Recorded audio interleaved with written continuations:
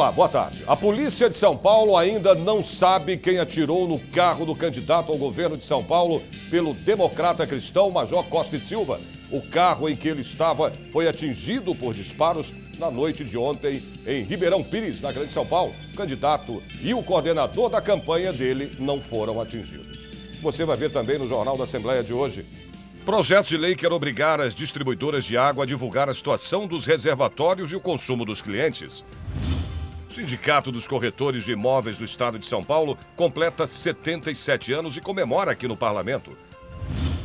Projeto de lei quer criar programas assistenciais para a geração de emprego e renda às mulheres vítimas de violência em todo o Estado. A partir de agora, no Jornal da Assembleia.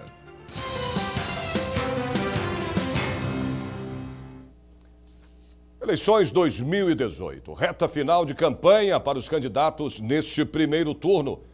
Eu converso agora ao vivo com a repórter Silvia Garcia, que traz mais informações aqui pra gente. Boa tarde para você, Silvia. Boa tarde para você, Sérgio. Boa tarde a todos. A gente já vem falando nisso nos últimos dias dessa semana, mas vale reforçar nesta quinta-feira, dia 4 de outubro, o prazo que terminam de várias campanhas, de vários itens da campanha eleitoral 2018. Hoje é o último dia de transmissão da propaganda eleitoral gratuita, tanto no rádio quanto na TV. Também termina hoje comícios e propaganda em aparelho de som fixo, aqueles que ficam em frente a lojas ou nos quartéis generais aí das campanhas. Debates na TV e no rádio também terminam hoje, só até meia-noite. E amanhã, sexta-feira, é a data final para a divulgação paga da propaganda eleitoral impressa escrita, incluindo a divulgação das edições impressas na internet também. E a partir de sábado, Sérgio, não pode ter mais nem passeata, nem carreata. Volto com você, Sérgio. Ok, obrigado pelas suas informações, Silvia. E vocês já sabem, a eleição no domingo começa às 8 da manhã e vai até às 5 da tarde. A repórter Priscila Silvério tem agora algumas dicas, para ajudar o eleitor a consultar o local de votação. Boa tarde para você, Priscila. Boa tarde, Sérgio. Boa tarde a todos. Bom, o Tribunal Superior Eleitoral tem uma ferramenta que permite a consulta do número do título, da zona eleitoral e também o endereço da sessão de votação. É no site tre-sp.jus.br. É só você colocar, então, nome completo, data de nascimento e o nome da mãe, e daí você tem todas essas informações. Também é possível ter acesso pela Central de Atendimento ao Eleitor, o número 148.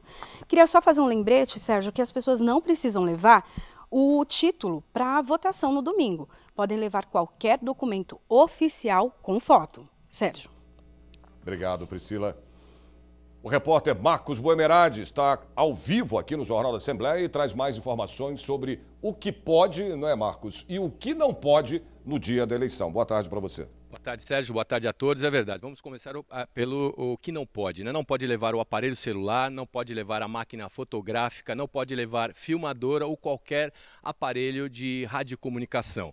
São permitidas as manifestações eleitorais silenciosas dos eleitores, mas aglomerações de pessoas com roupas padronizadas, com bandeiras, adesivos e outros adereços que possam caracterizar aí algum tipo de manifestação coletiva favoráveis a algum candidato ou partido estão proibidas. Mesários e fiscais partidários também estão proibidos de usarem roupas ou qualquer objeto de propaganda política partidária. Comícios, carreatas e alto-falantes também não podem ser feitos no dia da eleição. E a famosa boca de urna e propagandas digitais na internet também não serão permitidas no dia da eleição. Sérgio. Obrigado pelas suas informações, Marcos. O Ibope divulgou mais uma pesquisa de intenção de voto na eleição presidencial. Vamos aos números. Jair Bolsonaro se mantém na frente com 32%. Fernando Haddad tem 23%, Ciro Gomes 10%, Geraldo Alckmin ficou com 7%, Marina Silva tem 4%, João Amoedo e Henrique Meirelles estão empatados com 2% cada um. Álvaro Dias e Cabo Daciolo empatam com 1%. Guilherme Boulos, Vera Lúcia, João Goulart Filho e José Maria Imael não pontuaram. Os eleitores que votam em branco ou vão anular o voto chegam a 11%. Os que ainda não sabem ou não quiseram declarar o voto somam 6% dos entrevistados. O Ibope quis saber o índice de rejeição entre os candidatos. Vamos ao resultado. 42% dos eleitores disseram que não votariam em Jair Bolsonaro de jeito nenhum. A rejeição a Fernando Haddad é de 37%. 23% dos eleitores nunca votariam em Marina Silva. A rejeição ao candidato Geraldo Alckmin está em 17%. 16% não votariam em Ciro Gomes. 10% dos eleitores nunca votariam em Henrique Meirelles. Cabo Daciolo tem 9% de rejeição. José Maria Emael, Guilherme Boulos, Vera Lúcia e Álvaro Dias estão com 8% de rejeição. 7% jamais votariam em João Amoedo. João Goulart Filho tem 6% de rejeição. 3% dos eleitores votariam em qualquer um dos candidatos. 7% ainda não sabem ou não quiseram responder à pesquisa. O Ibope divulgou a pesquisa segmentada por sexo. Veja. Entre as mulheres, a vantagem é de Jair Bolsonaro, com 26%. Fernando Haddad tem 22% das intenções de voto feminino. Ciro Gomes tem 12%, Geraldo Alckmin 8% e Marina Silva 4%. Brancos e nulos somam 14%. As indecisas e as que não quiseram declarar o voto são 7% do total das eleitoras. Bolsonaro vence também entre os eleitores do sexo masculino. Ele tem 39% das intenções dos votos dos homens. Fernando Haddad tem 24%, Ciro Gomes 8%, Geraldo Alckmin 6% e Marina Silva 3% do total. Os homens que disseram que vão anular ou votar em branco somam 8%. Os que não sabem ou não responderam são 4% do total. Entre os eleitores que têm menos escolaridade, a liderança é de Fernando Haddad.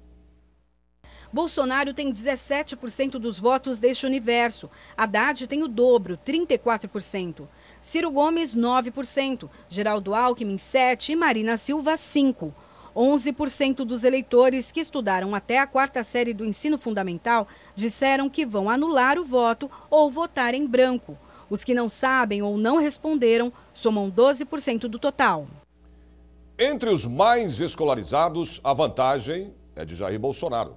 O candidato do PSL tem 43% dos votos de quem cursa ou cursou uma universidade. Fernando Haddad tem 14%, Ciro Gomes 11%, Geraldo Alckmin e Marina Silva 4%. Votos brancos e nulos são 10% e os que não sabem ou não quiseram declarar o voto, 3%. Veja agora como ficou a pesquisa entre os eleitores mais jovens. Entre os eleitores que têm de 16 a 24 anos, a vantagem é de Jair Bolsonaro, 32%. Fernando Haddad tem 22%, Ciro Gomes 14%. Geraldo Alckmin e Marina Silva têm cada um 5%. Brancos e nulos são 9%. 3% ainda não decidiram ou não declararam o voto. A vantagem de Bolsonaro entre os eleitores mais experientes é de 4% em relação a Fernando Haddad. Veja aí. Bolsonaro tem 27% e Fernando Haddad 23% das intenções de votos entre os eleitores que têm 55 anos ou mais. Ciro Gomes e Geraldo Alckmin empatam com 10% das intenções. Marina Silva tem 3%. Brancos e nulos somam 11%. Os que ainda não decidiram ou não responderam são 9% do total. O Ibope divulgou ainda a pesquisa feita separadamente por regiões. Vamos ao resultado da região Nordeste. Jair Bolsonaro tem 21%, 15% a menos que Fernando Haddad, que tem 36% das intenções de voto. Ciro Gomes tem 15%. Alckmin e Marina aparecem empatados com 4%. Os nordestinos que vão votar em branco ou anular o voto somam 10%. 5% ainda não definiram ou não quiseram dizer em quem vão votar. Nas regiões Norte e Centro-Oeste, a vantagem é de Jair Bolsonaro. Ele tem 34% das intenções. Fernando Haddad aparece com 25%. Ciro Gomes tem 8%. Geraldo Alckmin 7% e Marina Silva 3%. Brancos e nulos somam 9%. Não sabem ou não responderam 5% do total. A vantagem também é de Bolsonaro na região mais populosa do país. No Sudeste, Jair Bolsonaro tem 35% das intenções. Fernando Haddad 18%. Ciro Gomes e Geraldo Alckmin 9%. Marina Silva 4%. Brancos e nulos no Sudeste somam 13% e 5% ainda não escolheram o candidato ou não quiseram dizer o nome dele. A região sul é, segundo o Ibope, a que concentra o maior número de eleitores que votam em Jair Bolsonaro. 46% dos entrevistados paranaenses, catarinenses e gaúchos disseram que vão votar em Jair Bolsonaro. Fernando Haddad tem 14% das intenções. Ciro Gomes e Geraldo Alckmin empatam, com 7%. Marina Silva tem 3%. Brancos e nulos somam 9% do total. Mesmo percentual daqueles que ainda não sabem ou não quiseram responder. A pesquisa Ibope foi encomendada pela Rede Globo de televisão e pelo jornal Estado de São Paulo. 3.010 eleitores participaram da pesquisa feita nos dias 1º e 2 de outubro. A margem de erro é de 2 pontos percentuais para mais ou para menos. Bom, daqui a pouco, na edição de hoje do Jornal da Assembleia, você vai ver detalhes da corrida ao governo do Estado de São Paulo, segundo pesquisa Ibope. O sistema Cantareira, que abastece 7,5 milhões de habitantes na Grande São Paulo, está com 33,8% da capacidade, o que é considerado preocupante para esta época do ano. Há exatamente um ano, a capacidade estava em 45,6%. Projeto de lei em estudos aqui na Assembleia quer obrigar as distribuidoras de água a divulgar a situação dos reservatórios e também o consumo dos clientes. A informação antecipada sobre os níveis das represas pode ajudar a população a economizar água. O ano de 2014 representou um marco para o Brasil, sobretudo para a região sudeste. Como resultado de uma forte seca, foi instalada uma verdadeira crise da água no país, o que gerou a queda dos níveis dos reservatórios de abastecimento de grandes cidades, com destaque para a cidade de São Paulo, que viveu um de seus momentos mais dramáticos em toda a história. Como resultado da forte crise, moradores, principalmente da capital, enfrentaram um aumento nas tarifas das contas de água e um racionamento no abastecimento. Ou a falta d'água, ou o consumo excessivo, com uma conta também alta para se pagar, né? Quem viveu tudo isso de perto aprendeu a não desperdiçar água, mas ainda sente falta de um controle nos gastos. A população sabendo exatamente desta consciência do gasto da água, ela teria uma consciência melhor. Um projeto de lei que tramita na Assembleia Legislativa de São Paulo estabelece que as empresas distribuidoras de água no estado disponibilizem em sua página na internet, de forma clara e precisa, informações como a que diz como está o nível dos reservatórios, o volume de água consumido por cada cliente, gráfico de projeção de consumo para os próximos meses e outros itens. Às vezes você consome mais em determinada época do ano, em uma época do ano você pode economizar mais, você sabendo quanto que você está gastando, é um incentivo até para você economizar também. Isso tudo é benéfico.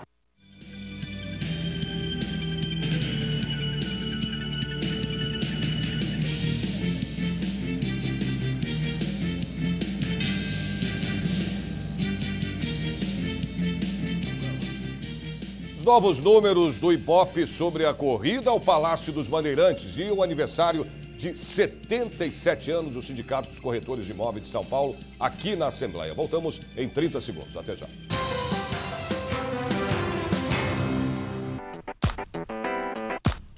Você vai ver no programa Projetos de Lei de hoje. Uma proposta para divulgar na internet nome e foto de condenados por agressões contra mulheres. E ainda um projeto que institui a Semana de Sensibilização à Perda Gestacional e Neonatal. O programa Projetos de Lei começa a partir das 10 da noite. Eu espero vocês. Até lá.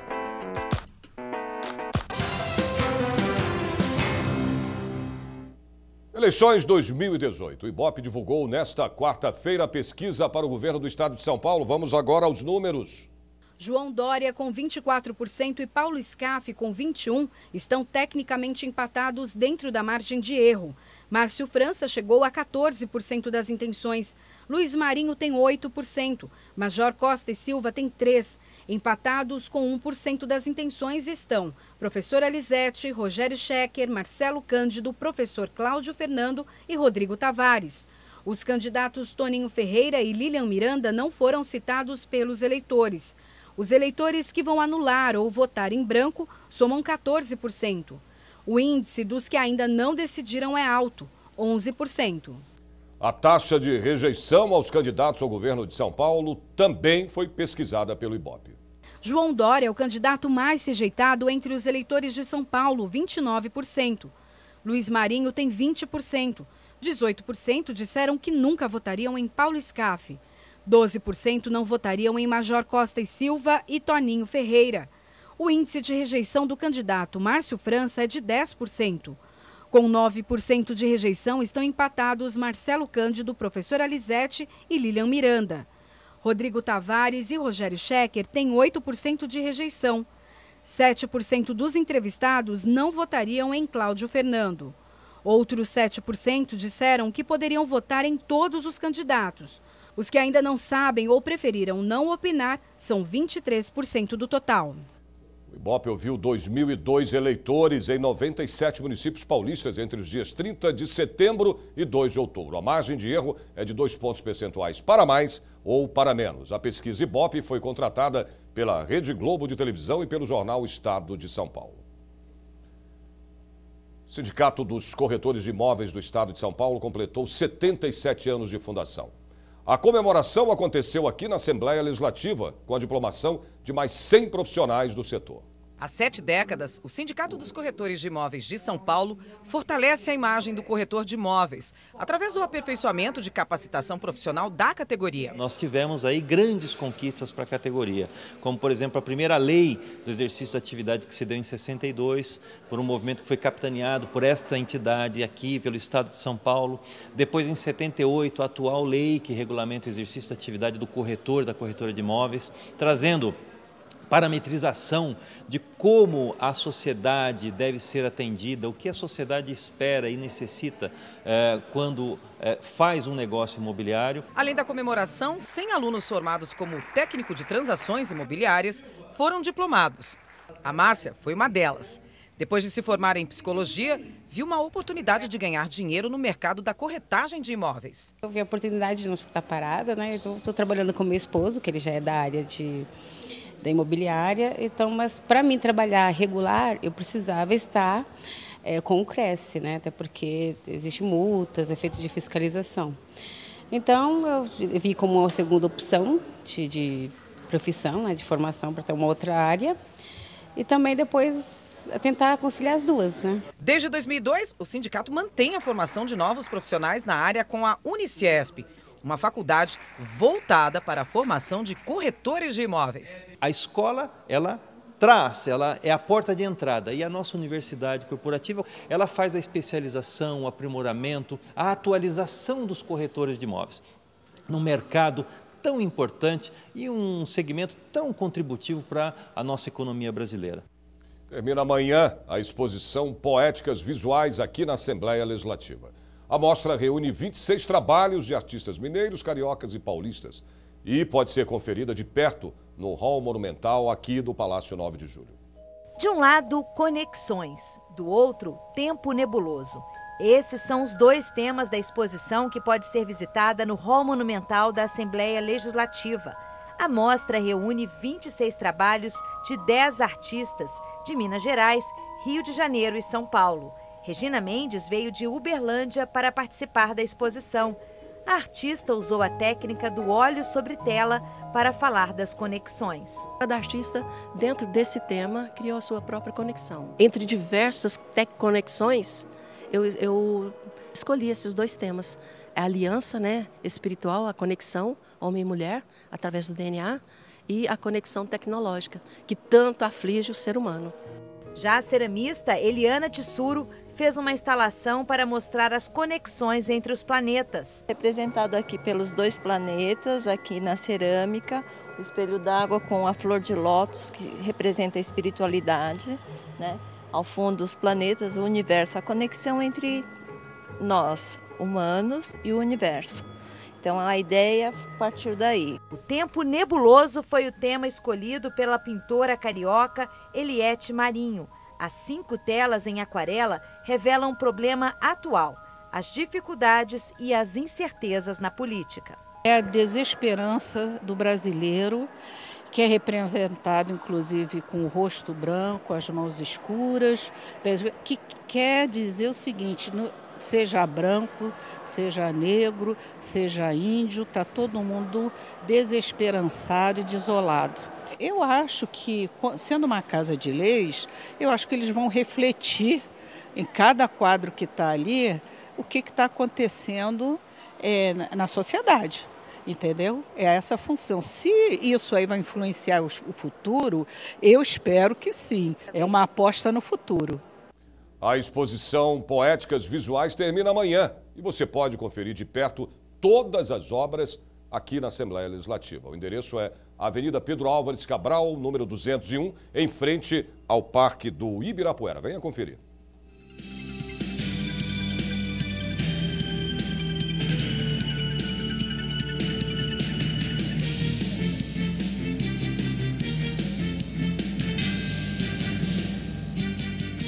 Depois do intervalo, você vai conhecer detalhes de um projeto de lei que quer criar programas assistenciais para geração de emprego e renda às mulheres vítimas de violência em todo o estado. Voltamos em 30 segundos.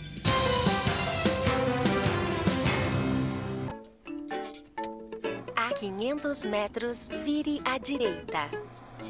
À direita não, vire à esquerda. Nem à direita, nem à esquerda. Siga pelo centro. Direita, esquerda, centro. A vida é feita de caminhos e escolhas. As eleições também. Eleitores que se informam sobre seus candidatos sabem onde querem chegar. Faça do seu voto consciente o caminho para um Brasil melhor. Justiça Eleitoral.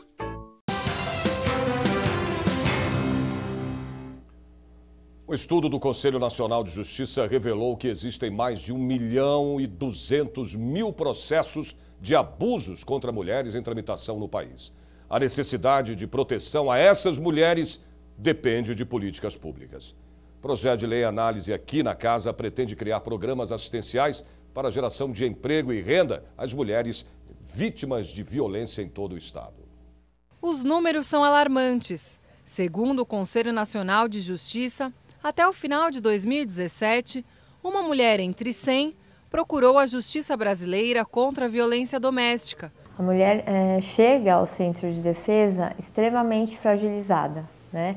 Emocionalmente abalada, muitas vezes com sintomas depressivos, né? Autoestima baixa, né? Se sentindo realmente uma pessoa inútil, né? Mas a decisão de denunciar nem sempre é fácil. Muitas vezes elas não conseguem sair, né, ir em busca de ajuda, tanto em centros de defesa da mulher, quanto as delegacias da mulher, enfim, para pedir mesmo ajuda em relação ao momento sofrido, por conta de dependências, né, dependência emocional. Muitas vezes a mulher tem aquele sentimento pelo autor de violência, muitas vezes, né, o marido, o companheiro, o namorado, enfim. A dependência financeira também, né? Muitas vezes a mulher não consegue deixar o seu marido, o seu companheiro, por conta da situação financeira, né? Fundada em 2004, a Associação Fala Mulher oferece atendimento às vítimas de violência doméstica. No local, máquinas de costura, tesouras e agulhas são manuseadas pelas mulheres que descobrem um universo novo. Hoje a gente trabalha com as oficinas de costura, com a técnica do patchwork, de bijuteria e de tear. Então, através também do convívio social e dessas oficinas onde elas vão poder reconhecer habilidades e poder explorar o seu conhecimento, elas acabam também treinando as suas habilidades e tendo aí uma fonte de renda. Peças feitas em tear, bolsas de tecido e até bijuterias são produzidas por essas mulheres que encontram nesta atividade uma fonte de renda para sobreviver. Projeto de Lei 237 de 2010 autoriza o Poder Executivo a criar regime assistencial especial de atendimento de emprego e renda às mulheres vítimas de violência conjugal. Eu acho fundamental que a mulher vítima de violência seja amparada pelo Estado, uma vez que ela já foi vítima pela ineficácia do Estado, né, de ser agredida por não ter uma fiscalização adequada, às vezes pela própria polícia não conseguir intervir quando precisa. Então acho fundamental que essa reinserção no mercado de trabalho, o auxílio ao estudo, seja disponível para a mulher. A mulher que é vítima de violência normalmente é a mulher que fica em casa que não tem trabalho e não tem renda. Então, o governo poder disponibilizar algum recurso para essa mulher se torna bem importante para dar um novo rumo para a nova vida. Conselho Regional de Medicina de São Paulo, o CREMESP, lançou um livro no ILP, que é o Instituto do Legislativo Paulista, sobre violência contra a mulher. Veja agora na reportagem da Érica Rezende. A bioética e a violência contra a mulher é o tema do livro lançado pelo Conselho Regional de Medicina de São Paulo. Fizemos um seminário, convidamos uma pessoa que na época era uma coreana, que era presidente da Associação Médica Mundial, uma outra pessoa que era da Associação Latino-Americana em Defesa das Mulheres, que era uma mexicana, e aí pontuamos alguns temas que eram os temas fundamentais aqui no Brasil. O livro reúne vários artigos de especialistas sobre o assunto e trata principalmente das mulheres e os diversos tipos de violência, como agressão física, moral e psicológica. A mulher, depois de violentada, um dos primeiros lugares que ela vai bater é num ambulatório, é num pronto-socorro. E ali ela se depara com quem? Com o médico. Então o médico tem que estar preparado, não ter nenhuma atitude discriminatória e sim incluir a mulher para que ela possa, se sentir amparada e se entregar de uma forma quase que ali total, dentro dos cuidados que ela necessita. Durante o lançamento do livro, a médica Maria Boulos falou sobre o atendimento na violência sexual. O tema saúde mental para mulheres que sofreram violência também foi abordado no encontro. O evento teve o apoio do Instituto do Legislativo Paulista, o ILP. Os números que aparecem cada vez mais, que se não trazem um aumento, trazem pelo menos um aumento dos relatos, do registro. Nesse sentido, faz-se importante que a gente destaque o nosso olhar para esse tipo de questão, que é a questão médica, que é quase o primeiro atendimento, esse primeiro acolhimento. Convocada em 1985 pelo presidente José Sarney, a Assembleia Nacional Constituinte trabalhou durante 20 meses para produzir o texto da Carta Magna, que amanhã completa 30 anos. E o Jornal da Assembleia ouviu personalidades do mundo jurídico sobre o aniversário da Constituição brasileira. Hoje é a vez do coordenador de assuntos estratégicos do Ministério Público de São Paulo, José Carlos Cossenzo.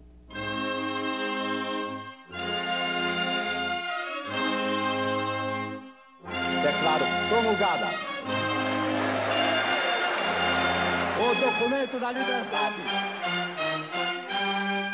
Temos uma Constituição de 30 anos, uma Constituição que está funcionando e que os sistemas de justiça e todos os poderes ainda continuam intactos, apesar de todos os grandes problemas. A Constituição aí está, ela foi emendada várias vezes, ela pode ser modificada e a Constituição nossa, ela não é uma Constituição absolutamente inflexível, é uma Constituição que ela vai mudando de acordo com como muda a sociedade. Então, ela tem ainda, a meu ver, um tempo longevo, tem muitos anos. É questão só de aperfeiçoar.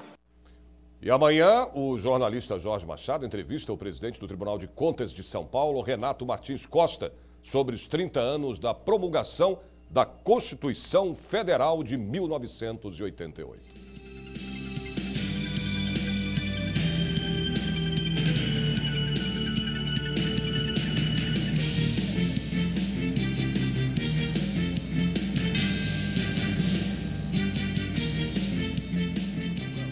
O Jornal da Assembleia desta quinta-feira termina aqui. A gente se vê de novo amanhã a partir do meio-dia. Até lá e ótima tarde para você.